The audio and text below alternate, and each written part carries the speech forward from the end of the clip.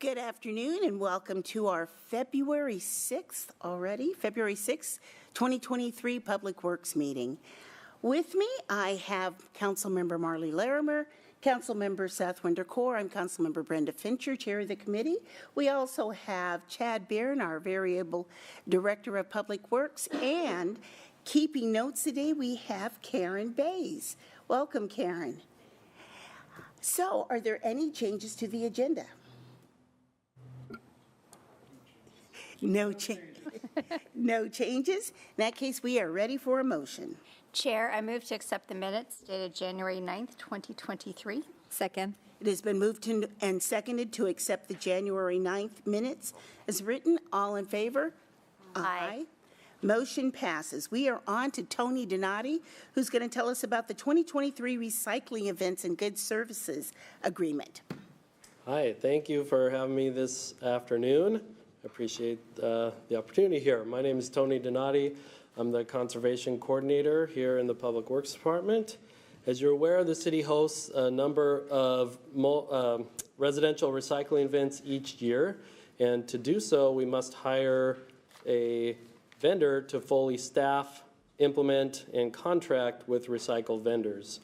Last December and January, the city advertised an RFP for a recycling event consultant to do this work, and now recommends hiring and working with and contracting with Olympic Environmental Resources, also known as OER. OER has been organizing, operating municipal recycling collection events in King County for over 30 years, and then additionally also 20 years here in Kent. They also specialize in solid waste and recycling services, and to contract with them for the 23 recycling events, it is $157,700, an amount which is fully grant funded by our 3 recycling solid waste grants. Residents right now can begin marking their calendars for the upcoming 23 recycle collection dates, with the first one happening just under a month away, March 4th.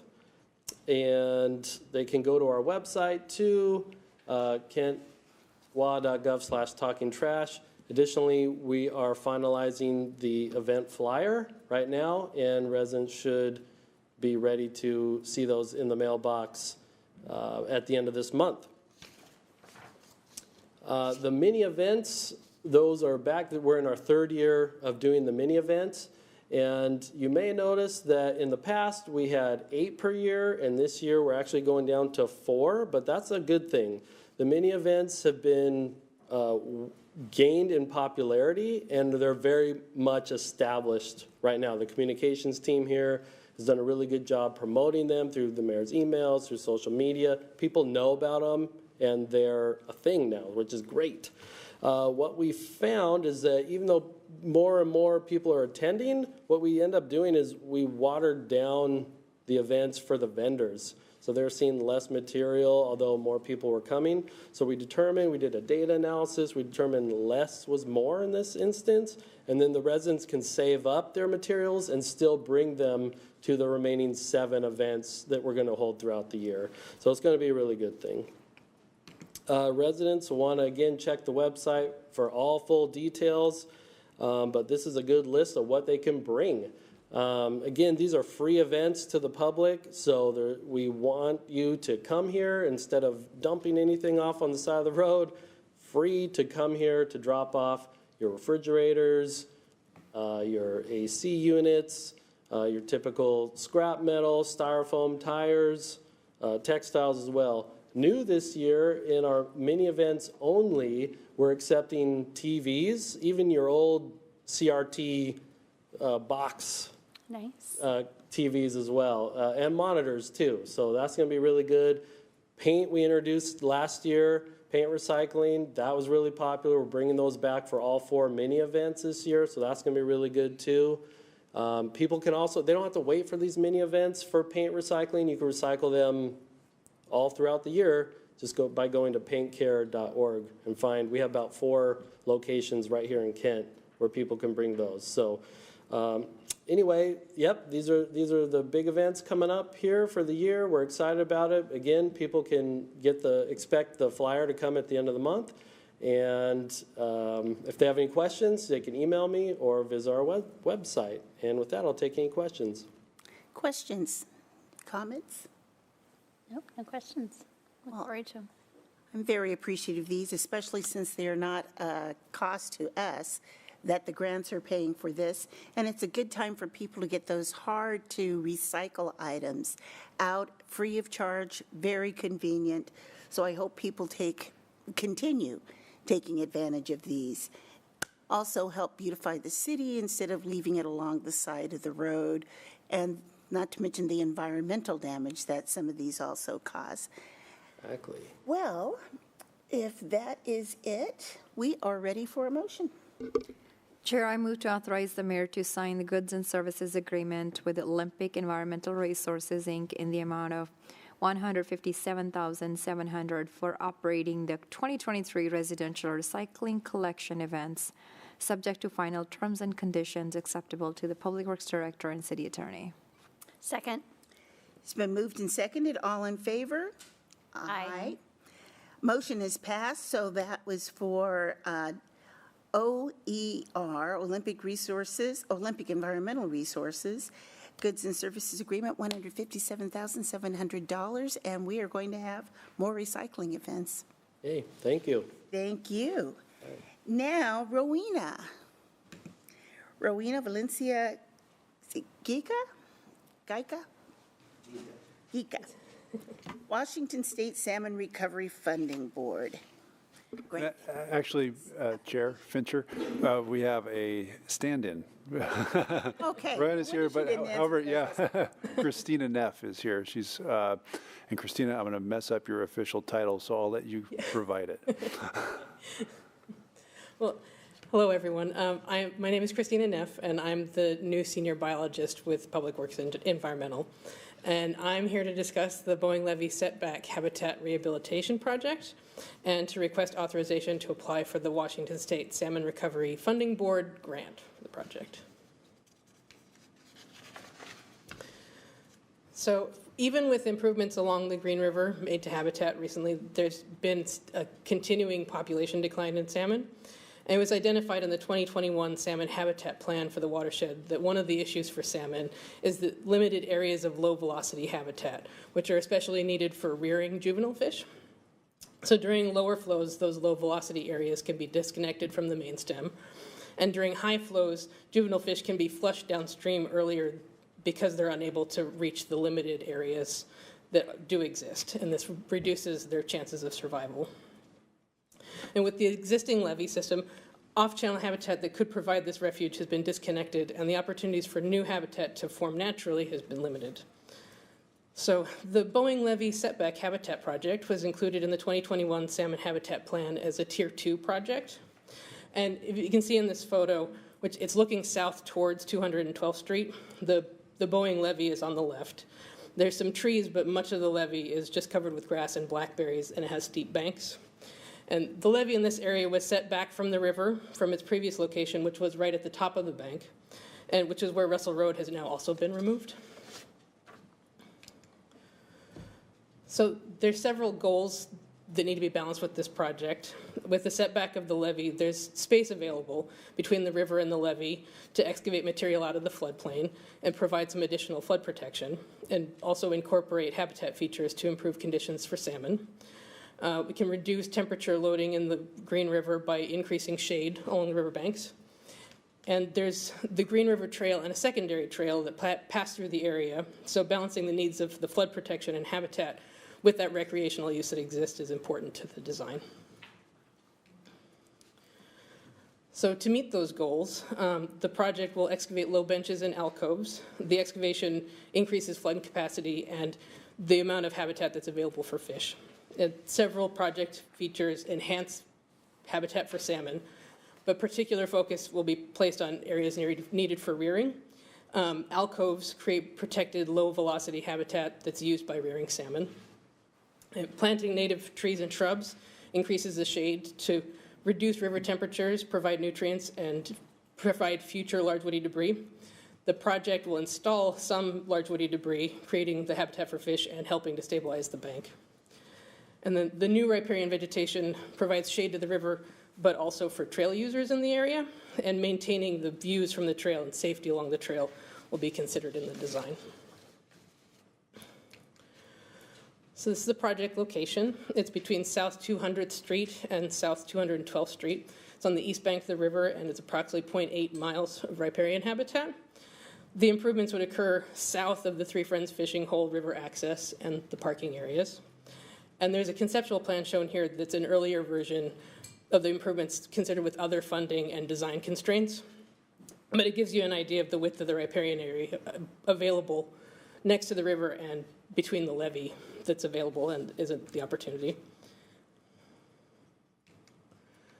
So the funds received from the grant would be allocated to several purposes. The administration of the grant, conducting a feasibility study for the preliminary alternatives for the project and to evaluate the opportunities available here, to prepare the conceptual design to approximately 10% design that would be based on the chosen alternative, and then coordinating with stakeholders on the design alternatives and potential features that could be incorporated to improve the area for fish and for park and trail users. This would include working with the Parks Department during the development of the design to ensure that the trail was designed well for users. So the notice of intent to apply for this grant was already completed in January, and the requested amount was $255,319. There's a 15% match for the grant funds, which would come from the Drainage Utility Fund. The grant application is due March 3rd, and we're requesting this resolution of authorization as it's required by the Salmon Recovery Funding Board as part of the application. Thank you. Thank you, Christina. Comments, Director?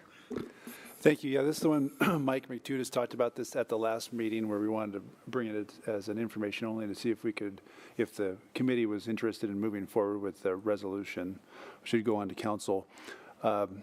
Very similar projects that we've completed in the past, the Lieber Farmstead, the Downey Farmstead, and then Riverview Channel, which are projects that the city's completed with outside funding to help in salmon recovery efforts and habitat improvements. So each of those had its own also recreational amenities, and that's part of what happened. The Boeing levee was part of a previously funded federal program, the U.S. Army Corps of Engineers Ecosystem Restoration Program, and we just didn't quite get to the finish line with that program. However, through surfboard funds, we're hopeful that we can get a design put together where regionally we can get some money cobbled together and get this built. It's quite a stretch of river there from 212 north to 200th where we think we get a real improvement in the area the city already owns. So pretty excited about it.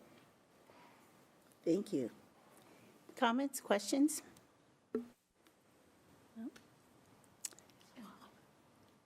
So this is just for feasibility study and design, right? We will require more funding, possibly out of drainage funds.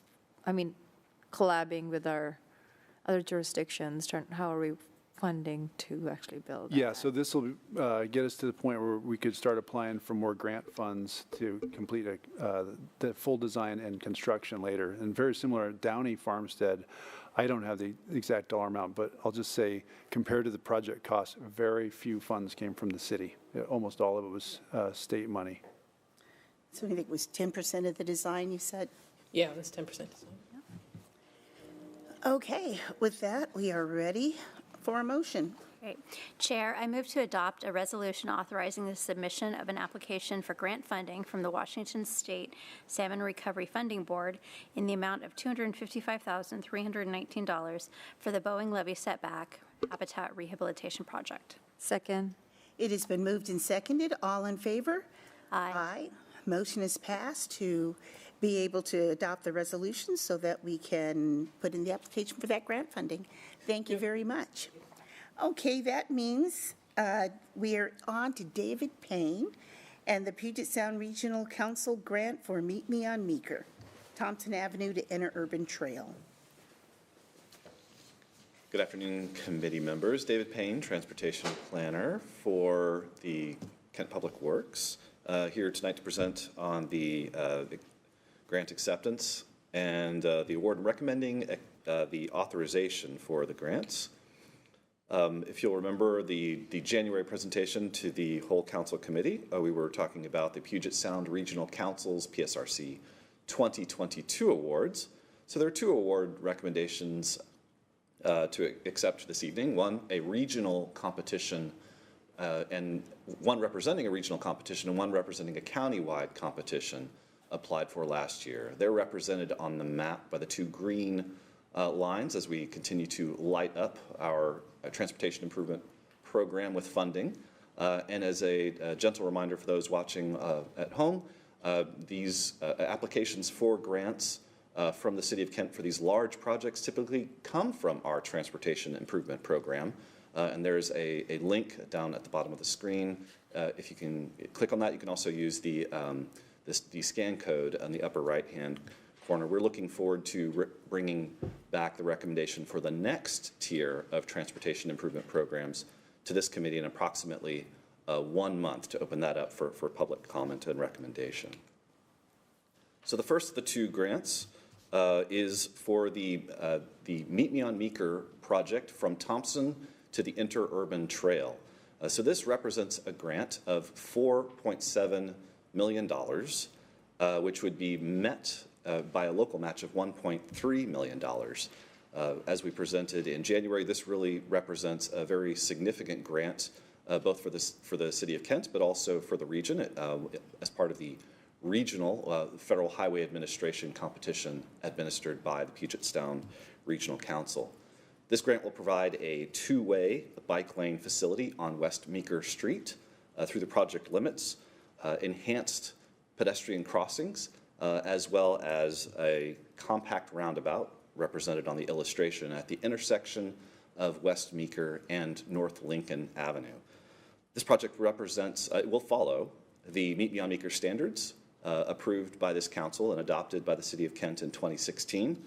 And as has been mentioned before, but is perhaps worth dwelling on for just a moment more, this project really represents a significant milestone for the city and represents a significant amount of public participation that was involved in the visioning and crafting of the project, as well as the committee members of the council. It also represents really some of the best of partnerships between the city and the region across a broad spectrum of stakeholders. And lastly, it represents the vision that was brought by all of those involved to bring this to a reality. So with that, if the committee members have any questions or comments for this acceptance of the first grant. Council members? No? Director? Do have one note. I was just looking through, and my apologies. There's in the memo under the motion, it says B&O funds, and that should say street funds. It should the matching funds of the $1,342,500 should come from the street fund. Thank you. Got that? Thank you for the correction. Then we are ready for a motion. Chair, I move to authorize the mayor to accept grant funds from the Puget Sound Regional Council's regional grant for the Meet Me on Meeker, Thompson Avenue to Interurban Trail in the amount of $4,757,500. Amend the budget, authorize the expenditure of the grant funds. Accordingly, authorize the expenditure of up to $1,342,500 in the local matching funds from the street fund, and authorize the mayor to sign all necessary documents subject to final terms and conditions acceptable to the city attorney and public works director. Second. It has been moved and seconded to authorize the mayor to accept these grant funds. All in favor? Aye. Aye. It has been moved and seconded, and that does come from the street fund. And then you are up again. Thank you, committee members. The second grant presentation for authorization this evening is for the Puget Sound Regional Council's East Valley Highway Preservation Project between approximately South 212th Street to South 196th Street. This represents another significant award for the City of Kent and a bit of a unique funding set-aside program by the Puget Sound Regional Council as allocated by a King County committee. This project would provide for the preservation of the transportation system, provide for the grinding of the roadway surface, replacement of failing roadway sections, and a full-width repavement of asphalt concrete pavement for the stretch of the roadway. The grant acceptance would be for $1.4 million with a local match of approximately the same. And with that, if council has any, if the committee members have any additional questions or comments, we'd be happy to answer them. Yes. We're really excited about this one. We're excited about the last one, too. These are both great funding sources, and they're great partners, as David had said. In particular, on East Valley Highway, folks who drive the north end of the valley frequently know that 212th and East Valley, we've been working hard to try and get those repaved. The pavement north of 196 we did about 3 years ago. The stretch between 196th and 212th, particularly the intersection at 212th and East Valley Highway, has got some pretty rough patches. And so this represents our opportunity to get those things fixed and have a nice smooth road running up and down East Valley, and then, of course, east-west on 212th. So David's also been working to expand the streets where we can utilize federal money on to include 228th. Those are coming in future years. So great program, and we're happy to be a part of this one. Thank you. We are ready for a motion. Okay.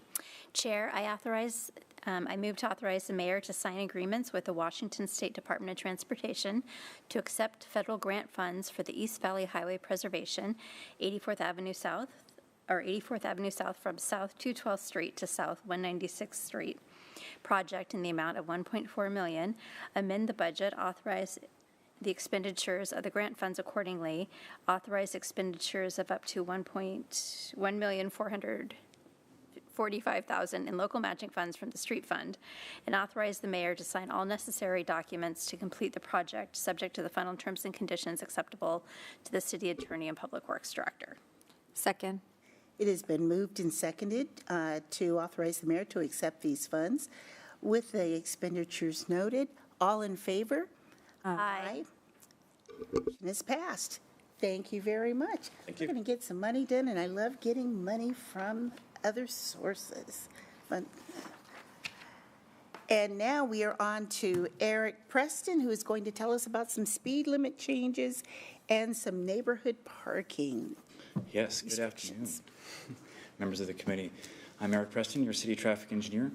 So I do want to share our proposed resolution to change speed limits on certain streets within the city limits. So current speed limits in the city were set by Resolution 2049 that you passed last year. So we just have a few changes for you based on engineering investigations that we've undertaken. All of the streets in Kent, I'll note, are not in the ordinance. That's because state law says that speed limits within cities default to 25 miles per hour. And so only streets not posted 25 are listed.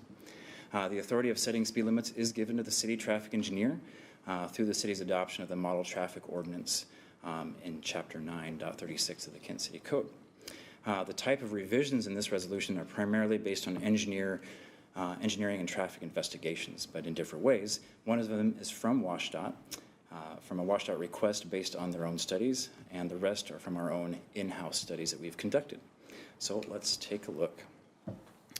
Moving left to right, I'll start with Pacific Highway South, which is also State Route 99, within our city limits from Kent Des Moines Road in the north to South 272nd Street. This is a managed access highway, which means that the state and the city work together on setting the speed limits. Speed limits can't change unless both of us change it through our own process. And so currently the posted speed limit is 45 along that entire stretch, and we propose lowering it to 40. This was already planned for the northern section. If I can get this to work. There we go. Oh, I messed it up. All right, here we go. The northern section up here, it was already planned to lower to 40 between approximately Dick's Drive-In and 240th Street up to Kent Des Moines Road. and that was planned as part of the Federal Way Link Extension project. But later, WashDOT came back to us, and they were taking a larger look at the rest of Pacific Highway from Federal Way all the way through SeaTac, and they'd like us to extend that 40-mile-per-hour zone all the way to our south city limit. And so as a result of their studies, our own studies, we agree that that's a good idea for this section. And that is because of the complex nature of this road with driveways, pedestrian activity, and part of the reason we were doing it up north is they're adding a signal at 236th Street. So additional people crossing the street, additional cars crossing the street, all good reasons to lower the speed limit here. So next, moving to the right, Lake Fenwick between Reeth Road and South 272nd Street. This one is actually currently listed in code as 35 miles per hour. However, it is currently posted with signs at 30 miles per hour. So when we went to do our investigation, we found this inconsistency, obviously, and we agree that 30 is a great speed for this road because of its context and just the character of the roadway and the surrounding residential land use for most of that. So we'll be changing the code to just match what is on the street, and so drivers will not notice any difference as they drive along. All right, moving to the right then, Southeast 260th Street and 108th Avenue Southeast. Excuse me. This section is on the East Hill to the, oh, come on. I need to practice this more often, don't I?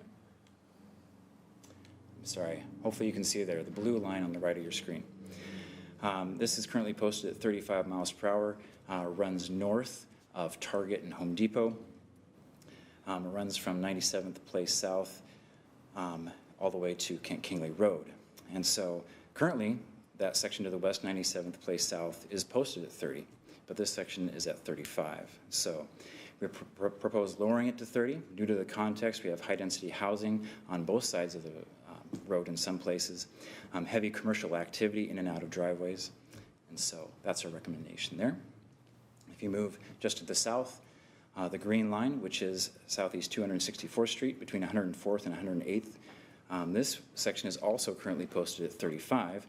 We are proposing to lower this one to 25 due to its context.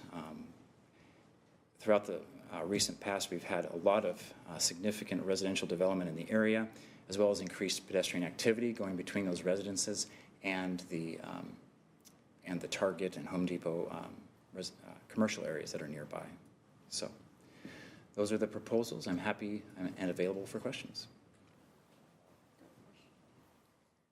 Thank you. So are our neighboring cities also lowering the speed limit on Pac Highway to 40?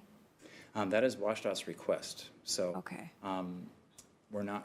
We haven't heard exactly what they're going to do, but yes, this is, maybe Rob can add some detail. Thank you. Good afternoon, committee members. Rob Brown, Transportation Engineering Manager, Public Works. So the city of Des Moines is in the process of lowering their speed limit to 40 north of us, and SeaTac has already lowered most, if not all of theirs, to 40, and Federal Way is still under consideration. Right, thank you. So a question, what kind of signage can residents expect to see the change? Do we put up, colored flags for a while to warn them? Yes, we typically do that for 30 to 60 days. In this case, we might do it for longer, maybe 90 days. Okay. So yes. Great, thank you. Thank you. You're ready. Chair, I move to repeal resolution number 2049 and adopt a new resolution updating the reasonable and safe maximum speed limits on certain designated streets as posted by official traffic control devices pursuant to Chapter 9.40 of the Kent City Code. Second. It has been moved and seconded to repeal the resolution 2049 and adopt a new resolution having to deal with speeds. Is all in favor? Aye. It has been moved and seconded and has passed. So that will move on to reduce those speeds. I've heard on the news recently, too, of a couple of neighborhoods that have reduced some of their speeds. So we might always also see if, or make sure that we get this on our electronic media all of our Instagrams, all of our different news feeds. Okay. Okay. All right. So yes, I'll get the next slide. So yes, proposed parking code revisions. So before I jump into the detail, if this seems like deja vu, there's a good reason. That's because I was here about 5 months ago, back in September, to talk about many of these same areas. But at the time, we did not get very good response from the residents. And so we conducted more outreach at your direction. So last time, we had a response rate of only about 3% with standard letters and envelopes. But this time, we created postcards similar to this. Obviously, we need to hear from you. And they have a QR code on them, so they don't even have to open the envelope to give us feedback. And so as a result, we had about 3 times the response rate of around 10%. And so, in fact, 84% of the responses this time around came from that survey, from the QR code. So even the smallest neighborhoods with less than 10 homes had at least one response. So much better results this time. So just a quick overview of parking. There are general parking restrictions that apply everywhere. These are in state law, RCW 4661, also called Rules of the Road. These apply to all public streets, and some of these statewide restrictions are listed on the slide for stop signs, crosswalks, fire hydrants, mailboxes, and driveways. Parking restrictions on public streets that are specific to Kent are written into the city code in chapter 9.38. This includes things like specific no parking zones, time-limited parking like overnight, 2-hour, 4-hour limits, and that sort of thing. So this afternoon we want to discuss proposed parking restrictions for both narrow streets as well as nuisance parking. Proposed restrictions are really a high-level look. This is info only, and so if you support these, we'll engineer some specific restrictions and bring them back for further consideration. So for each location, I'll try to show you some maps as we go through. So first, though, minimum street widths are established for emergency response. Chapter 13 of our code requires fire apparatus roads have a minimum unobstructed width of 20 feet, which means that we need a minimum of 26 feet to have 20 feet on either side for a fire hydrant to allow. Excuse me, I didn't say that very well. So if we have less than 28 feet, there's no parking required. If we have between 28 feet and 36 feet, we can have parking on one side. If there's 36 feet or more, we can have parking on both sides. So the locations that we're discussing were brought to us from the police, from the fire department, or the neighborhoods themselves. But all proposed parking restrictions for these streets have been discussed with police and fire, and both support these restrictions. So that's why we are bringing these recommendations to you, because they have that support. Keep in mind that removing on-street parking does remove some visual friction for drivers, which can increase speeding. In general, wider streets encourage speeding and narrow streets reduce speeding, but we do have the residential traffic calming program that can address speeding concerns if speeds increase. We have a total of 11 restrictions to consider, so I'll ask for any of our comments or questions for each street as we go along, because it might be hard to remember so many. So let's go to the first neighborhood. So this is Midori Meadows in the upper right of your screen with the orange arrow in the northeast part of the city. This one came to us from residents of the neighborhood through economic and community development. Specifically, 131st Place Southeast, south of Southeast 218th Place. This neighborhood was built in 2016 and is one of, if not the last development built in Kent that was permitted by King County before the Panther Lake annexation. The street is just 24 feet wide, as you can see on the left, and as indicated by the red line, we propose parking be restricted on both sides of the street. When we brought this to the fire marshal, he was aware of the narrow street and asked for this street to be posted no parking. We did deliver 16 postcards here. 3 responded, so 19% response. 2 were in support and 1 was opposed. Any questions before I move on? None. So this next one, Villa Real, as well as 200th and 204th Street. This came to us from the HOA about parking on their narrow streets. So the neighborhood itself is outlined in purple. Villa Real was built in King County before the Panther Lake annexation. 110th Place Southeast is the main street through the neighborhood is 28 feet wide, and all the minor streets are 24 feet wide. So the top picture is 201st looking east. This street is 24 feet wide. Middle picture is 110th Terrace looking north, also 24 feet wide. And the bottom one is 202nd Lane, also 24 feet wide. This has been discussed with the police and the fire marshal, and both support the proposed parking restrictions. When the fire marshal's office reviewed the neighborhood streets, they also asked us to include parking restrictions on 200th to the north and 204th to the south, because these streets that access Villarreal are less than 28 feet wide. So for this one, we delivered 219 postcards, got an 8% response rate, 17 cards, which was an 8% response rate. 9 were in support, or 53%, 7 opposed, and 1 was unsure. So we did give them that option. Any questions before I move on? Yes. Sorry. Is this no parking on both sides? Is that the recommendation in this one? So the red lines would be no parking on both sides, Okay. and the dashed yellow-orange on that main north-south, right here, kind of this main street here, coming through, that would have parking on one side. Thank you. Any others? So does that leave just driveway parking, or is there other parking, like another place in the neighborhood, or So, what is it up there? so you would be able to park on one side of the street, on that main thoroughfare, or yes, driveway parking.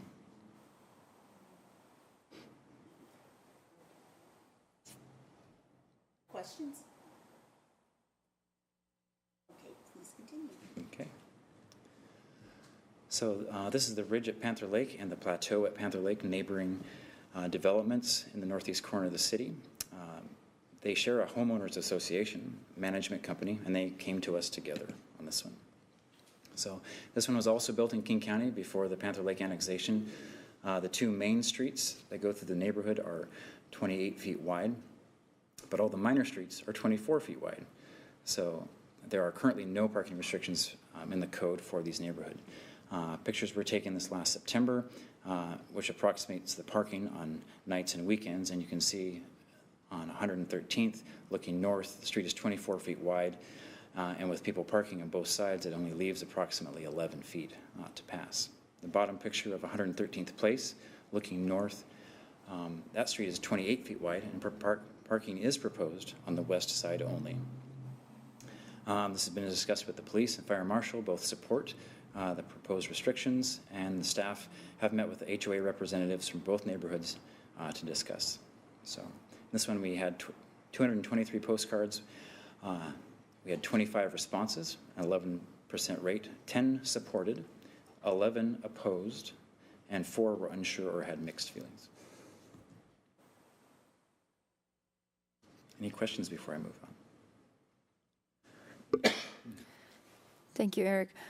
So the HOAs who brought this to our attention, I'm assuming they've already talked to their residents, and it's mixed, obviously, but they're on board with the HOAs either are recommendations. Okay, We're constantly asking when this could happen.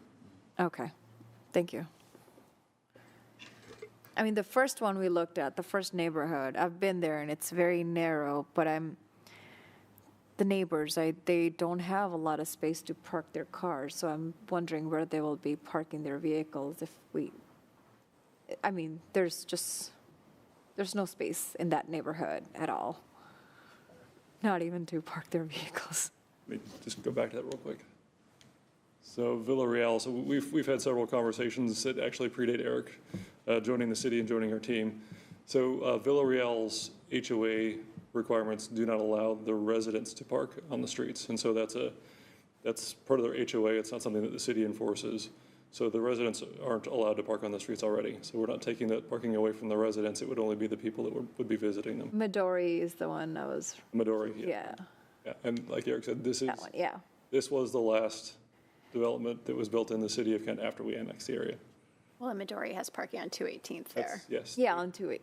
Well, kids, okay, that intersection is very interesting though, so I guess That's correct. There is public parking all on both sides of 218th Place. Okay, thank you. Thank you, Rob. All right. On to the next one, 133rd Avenue Southeast, between 224th and 224th Place. This was also in the Panther Lake annexation area, and then this came to us as a request from the police department, especially because the police noted parking on the inside of the curve.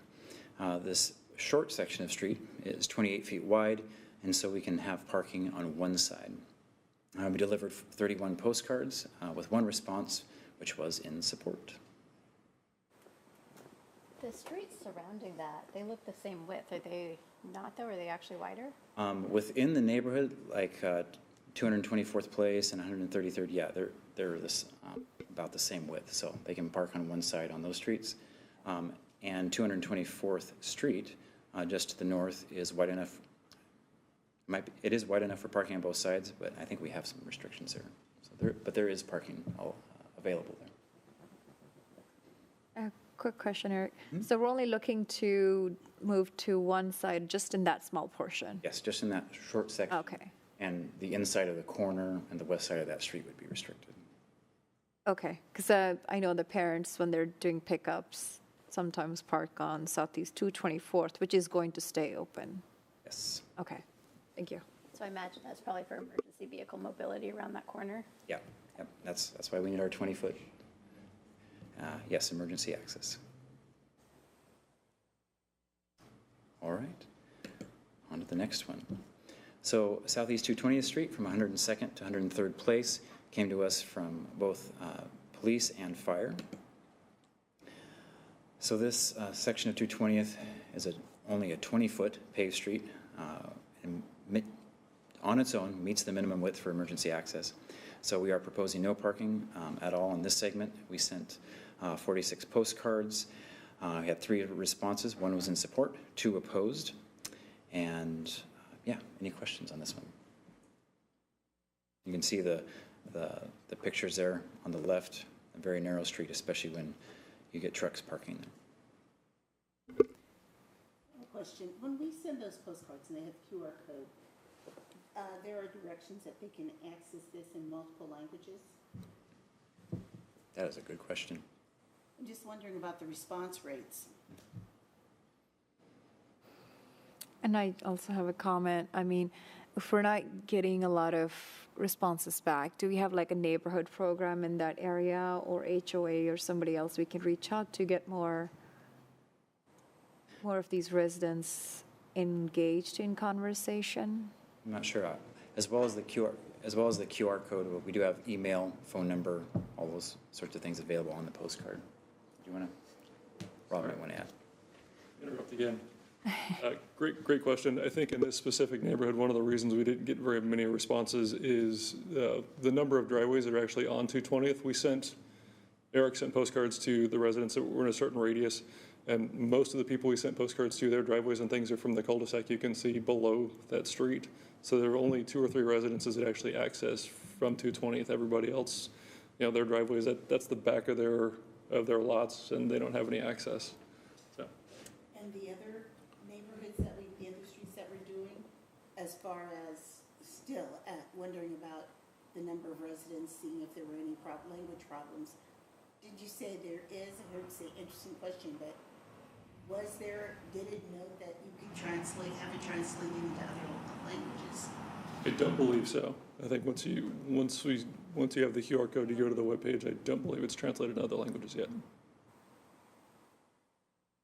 That's something that we need to look at. Yeah, we'll follow up with communications. They helped us out with the QR code, so we'll talk to them about that.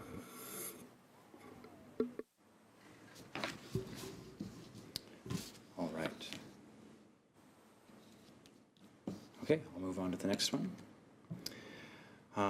South 228th Street between 88th Avenue South and the end of the street. This one came to us from the police department.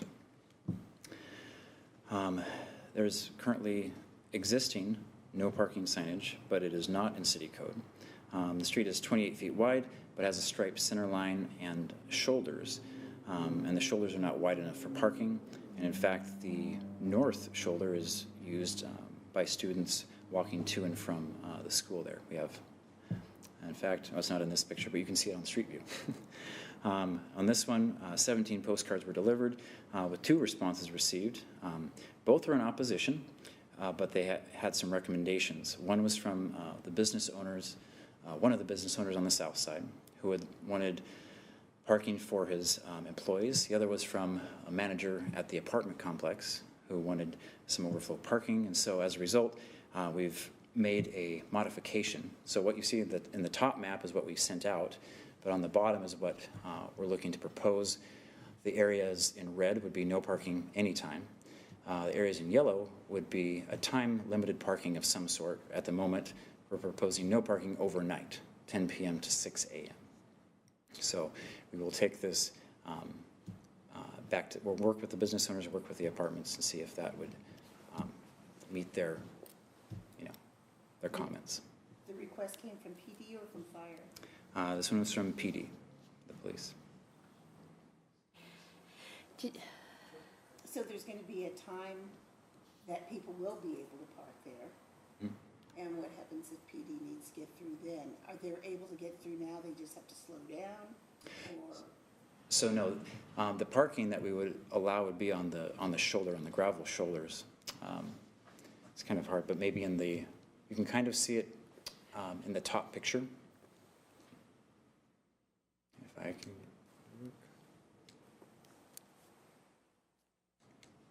Oh, I'm sorry. But yeah, there, you can see in the top picture there's some gravel shoulders. There's a ditch right there, but a lot of places it would be parking off the pavement. So fire and emergency vehicles, they could still get through even with the parking on the shoulder. Did I hear you say that students are using the shoulder to walk to school? Yes. I'm not a fan of that time then. I mean, 6 a.m., I feel like that should be, it should be clear through 7 a.m. So maybe I'll clarify. We've seen them walking on the north shoulder, which in the bottom picture, there would be a red line on that north shoulder, so there'd be no parking anytime. So that shoulder should be clear for that walking. Okay. And I'll just go on record saying I don't like the idea of kids walking on shoulders to begin with. Is this, Chad, is this anywhere on a safe streets? This is, would be, I'm sure, on the transportation master plan to add sidewalks, but I don't know about the priority versus other areas throughout the city. We would love to have the whole city sidewalked. Yeah, okay, thank you.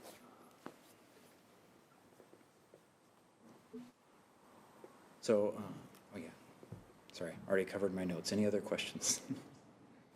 Okay. And, anything else? No, okay. All right. This one at South 243rd Street and 93rd Court South came to us also from the police department. Police were concerned about people parking on the inside of the curve. So this street is 28 feet wide, which would allow parking on one side. We delivered 21 postcards with 1 response that was opposed. However, last time we did this, we got 2 responses that were both in support. So with this particular neighborhood, we met with them in their neighborhood, I believe it was last year, and modified our original proposal based on their input. And so we have worked with this neighborhood, and there is support for it.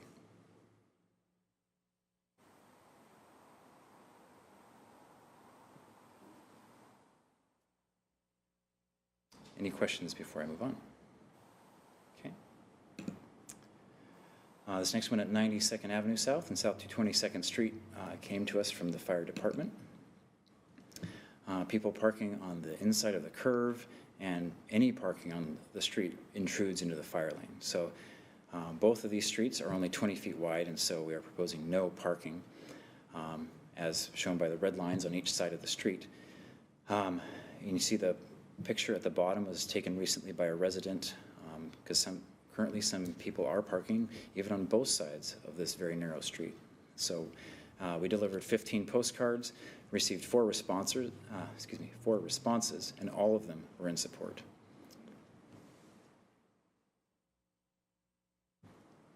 Any questions before I move on? Yeah. Were any of those 4 responses from the individuals that are right there? Yeah, they were all, No, because what I'm saying, my friend used to live in this neighborhood, and I've been there many, many times for parties and things. They don't have a lot of parking if they have guests over. So those 4 houses in the front are going to have to figure out where to park, because the houses behind and on the other parts of the street, they have plenty of parking. So what I was curious about is the 4 people who responded were behind these houses, or were those the ones right on the street? Just out of I don't curiosity. remember. I mean, I completely understand, because it's a really tight spot. Sure. So I get it for, our emergency vehicles, but just curiosity if those houses were in favor of that. Thank you. okay. Right. So now I'll move to more nuisance parking. This is to minimize either undesirable or criminal activities. And all 3 of these locations are new since the last time I saw you in September. So this first one, South 203rd Street from Chestnut Ridge Park. This came to us both from the HOA and from the police department. There are currently in this park, or next to this park, there is a no parking from 10 p.m. to 6 a.m. restriction on both sides. So that's north and south sides of 203rd Street next to the park. The issue, though, is folks sitting in their vehicle are either standing or stopping, which is technically different from no parking. So it is very difficult for the police to enforce this. And so we're going to change this to no stopping, standing, or parking anytime on the north side. So that's where you have the solid line. And on the south side, where you see the dashed line, there would be no stopping, standing, or parking overnight, 10 p.m. to 6 a.m. So we worked very closely with the HOA and PD on this one, and we did not do a formal outreach as we have with other neighborhoods.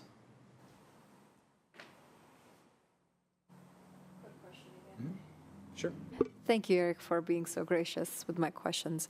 Are any parents doing pickups in that area? Just No, they're really, most of the parents shouldn't be, but are somewhat illegally doing it right underneath, closer to the 100th Avenue intersection, where you see the label for 203rd Street.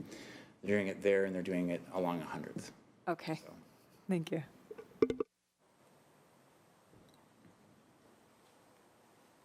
Any other questions? All right. This next one, 3rd Avenue South, from the 800 block down to South 259th Street. This came to us from PD, as well as our Public Works Solid Waste team, who recently cleaned up the area. The big concern here is overnight parking as well as litter. And so roadway varies between 22 feet and 36 feet wide with a striped center line and some edge line. And there's not really good shoulders for parking, but currently we do not currently allow parking in most industrial areas of the valley anyway. And so this would be no parking on both sides from that 800 block, which is the south end of the residential area, all the way to 259. So it would cover the entire industrial area on the street. So out of 29 postcards delivered, we had 8 responses, or 28%. 7 were in support, 0 opposed, and 1 was unsure. All right, I've got one more if you have no questions. All right, the last one, 25th Avenue South. This is on the West Hill from South 260th Street to the end of the street.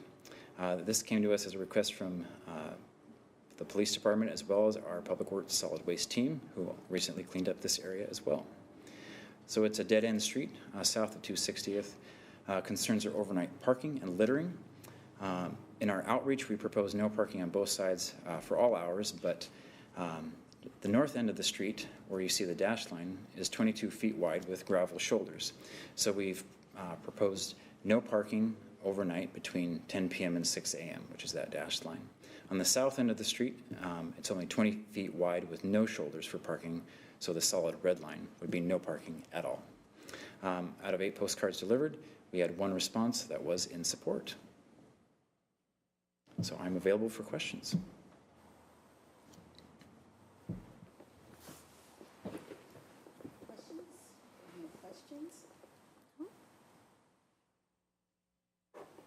No? Okay.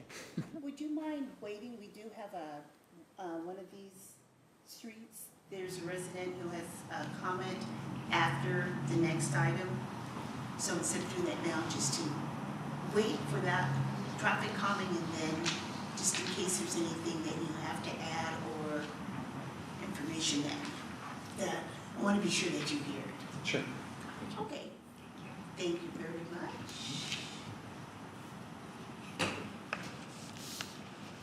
And now we have Honeyburn, who's going to talk about it.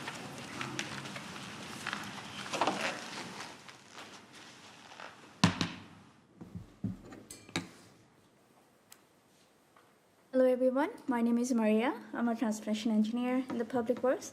And today I'm going to give an update on the Residential Traffic Calming Program, RTCP. The RTCP continues to address the livability concern in the City of Kent's neighborhood.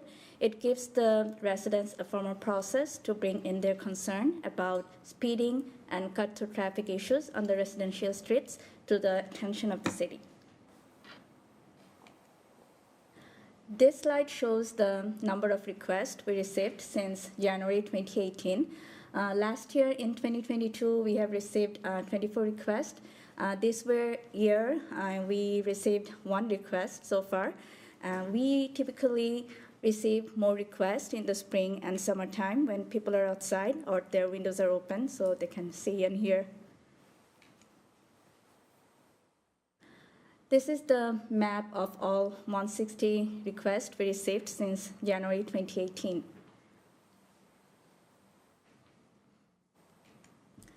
Okay, the green lines are the 34 locations that are qualified for traffic calming. That means they meet the minimum requirements of 50 points, and the results were verified by a follow-up traffic study. The blue lines on the map are the 4 locations that meet program threshold of minimum 50 points. A follow-up traffic study is needed to confirm the results, and the traffic studies have been ordered and will be completed soon. The purple lines are the 27 studies that are awaiting a traffic study or neighborhood participation. We have ordered studies for the requests that have gathered support, and the studies will be completed very soon. The black lines on the map are the 4 locations that where traffic calming is already installed, and the locations are 98th Avenue, Hazel Avenue, Rayton Road, and South 268th Street. The orange lines are the 95 locations where the requests have been closed out because they didn't meet the program threshold or the neighborhoods that lack responses. So the neighborhood that lack responses, we have already, again, reached out to them via email, phone, and mail just before closing out. And this, yeah. Since our April 18, 2022 update, we have received 18 requests, evaluated 17 studies, 11 studies are underway, 3 studies qualified, and we have closed out 27 studies. This slide shows the map of 34 requests that are qualified. We are moving forward with this request through the public process. We are steadily conducting the neighborhood meetings to slightly stay ahead of our ability to build or install traffic calming devices. This way, we think we are managing expectations, but not conducting all the neighborhood meetings at once. So the neighborhood meetings are conducted via Zoom. We send out neighborhood mailings to the residents with Zoom meeting information for use by computer and phone. All the residents get the mailings, even if the owner's or taxpayer's address is offsite. And the residents can also call in to join the meeting. In these meetings, we gather consensus or popular ideas to develop a plan, and the neighborhoods then vote on this plan with mail-in ballots. So far, we have done 11 neighborhood meetings, developed 9 concept plans, completed 6 ballot and voting, and 3 ballot processes are currently underway. And this is the map of concept plan of Southeast 223 Street from 108 Avenue Southeast to 116 Avenue Southeast. The green lines are the 11 streets where we have completed the neighborhood meetings, and the blue lines are next in line for the neighborhood meetings. We recently constructed 3 speed cushions on South 268th Street, and here's the picture of one of the speed cushions. The marking on the picture are temporary markings. The final markings will be installed soon. And the traffic calming will be installed on the Lake Meridian corridor in spring 2023, most likely. That's it. Any questions?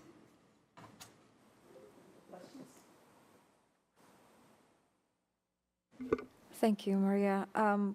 244th Street, just a question about that on the neighborhood. Did we just, from 116th to 108, we had the whole neighborhood for that one? 44th? Yeah, it's the green on the, Yes. on just in the middle there, straight green line. Yes.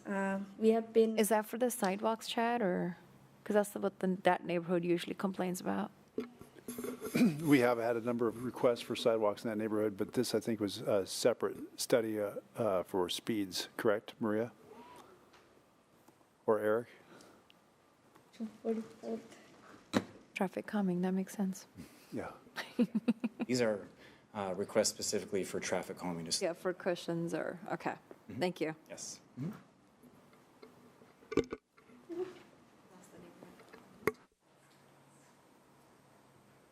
No other questions. Okay, thank you. And did you have something on this?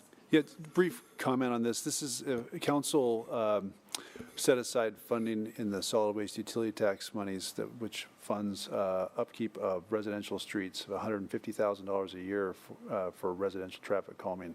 So that's the money that we would use to address the qualified neighborhoods. That, as costs are going up, the number of neighborhoods we'll be able to help out are going down. So that may be something we'll want to revisit in the future. We'll annually go through and get as many neighborhoods as we can with the money available, but at some point we will likely be under on what we're able to do based on the amount of money we've set aside. So kind of throwing that out there right now. And we can come back to committee with a report of what's gotten done and what's left to be completed as the year goes on. We have a speaker. Mr. Sokola, would you please come forward? Have you already signed in? There wasn't a sign. Okay. Have you signed I would in? be happy to, Brandon, if you want me. Yeah, you can do it after you speak. Would you please come forward and tell us who you are? Thank you for your time. I really appreciate it. This is not usual. Okay. So, Perry Soblik, resident owner at 735 3rd Avenue South for the last 25 years. First of all, this is great that you're doing all this stuff for traffic. Hi, Maria. This will be the first request of February 2023 for traffic calming on 3rd Avenue South. You can put that on your request mark there. I've been working with Erik Preston for a while on some things in our neighborhood. What we'd like to see is speed limit changes that go, or actually the parking. First, let's do parking first.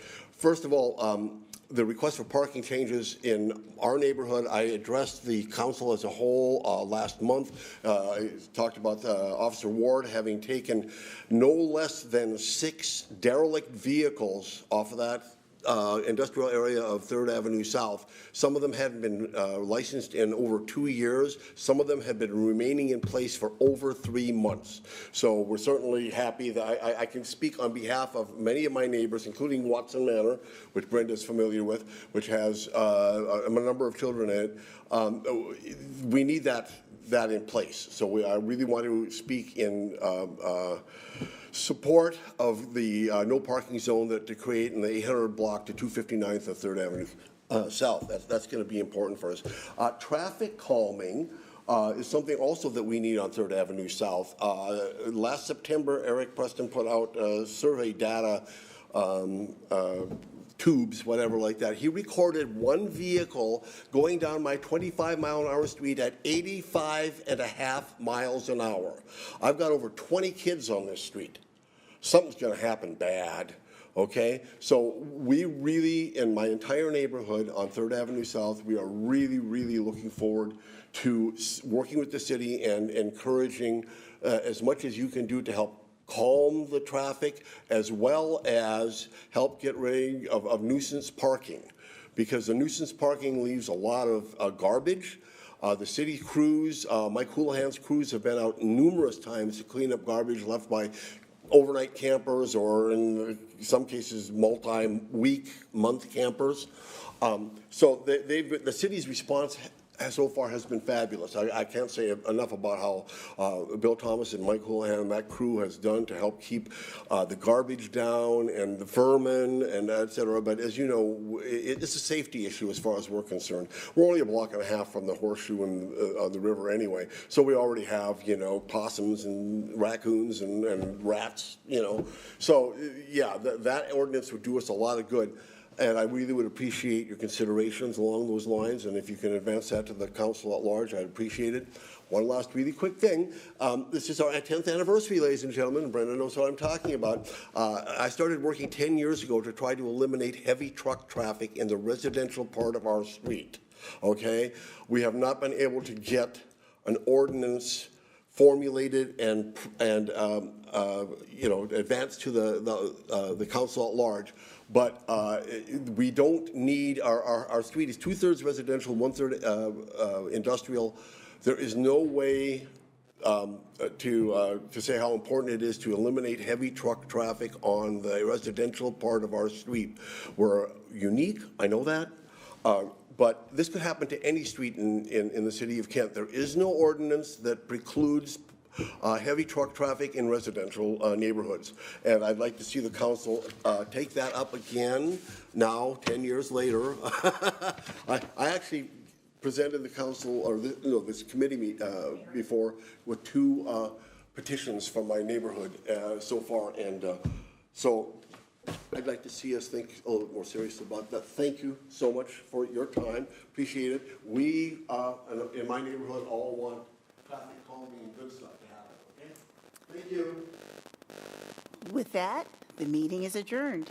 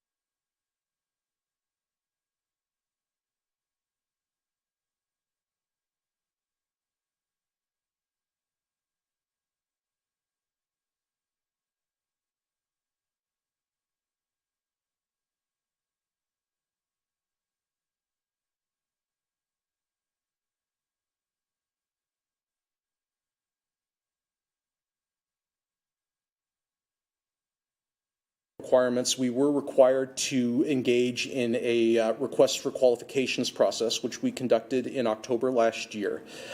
Through a review of the submitted statements of qualifications and several in-person interviews with candidate consultants, we made the determinations that Trantech Engineering LLC was the most qualified